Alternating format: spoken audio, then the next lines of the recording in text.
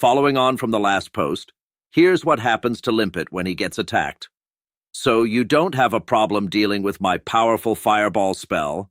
Well, I've got something even more special lined up for you that you might not like so much.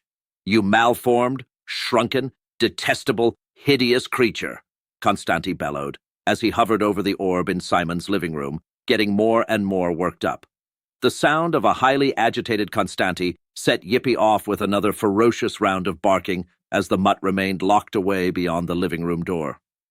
Whilst Constanti was preparing to disperse his second powerful spell, Limpit was also becoming more agitated, which now had made Selina jump up from the sofa and brought the professor in hurriedly from the kitchen. What on earth was that commotion?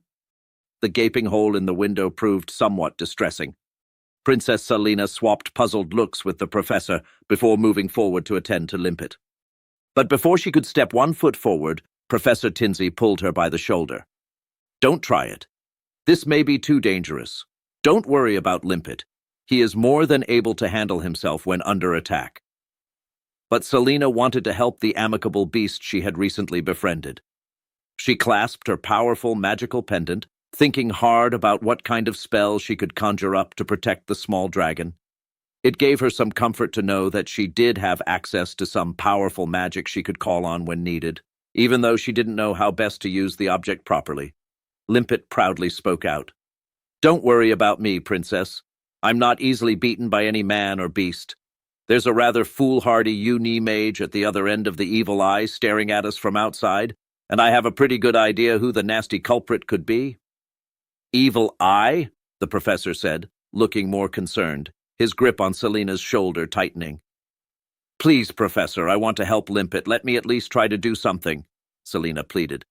No, you can't assist him right now. It took powerful magic to do what was done through that window, and I fear greatly for your well-being.